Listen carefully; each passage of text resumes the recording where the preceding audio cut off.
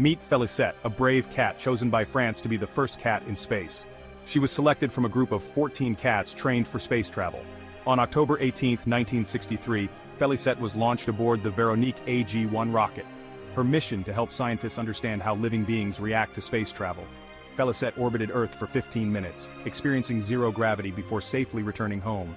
Unlike many other animals sent to space, Félicette survived the trip and returned to Earth, becoming the first and only cat to reach the stars. Félicette may not be as famous as other space pioneers, but she remains a true hero, with a statue in her honor at the International Space University.